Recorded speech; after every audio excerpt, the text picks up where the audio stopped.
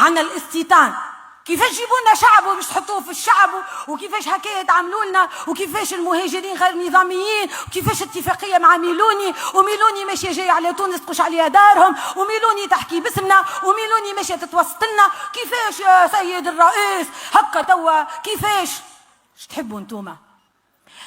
الجماعه قالوا لك راك باش تمشي وباش تخليهم في تونس.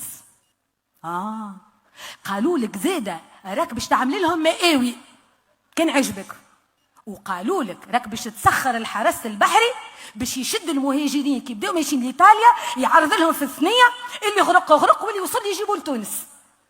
هكا هي. اخدموا على رواحكم، اخدموا، ربي يعينكم.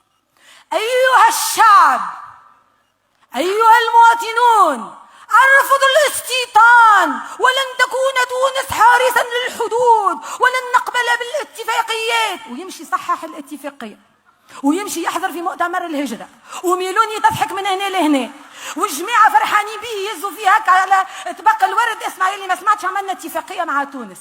يعني يحبوا يعيشونا توا المرحله الجديده، يلزم الكلنا عنا انفصام في الشخصيه، نحل. عرفتها هي فما المثل يقولوا اسمع كلامك اصدقك، اشوف عمايلك استغرب. هكاك الاخ اللي تويكا المعارض، خاطر احنا توا من كثره اللي عملنا نظريات عظمى في البلاد اللي ولينا ادمجنا السلطه مع المعارضه.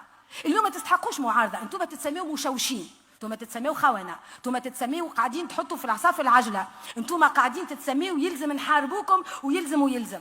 اما احنا توا اللي موجود هو يلزمك تبدا ترى في الواقع نوع، وترى في الخطاب نوع، وتسكت. هذه اكبر مصيبه، لاني عمليه تنويم.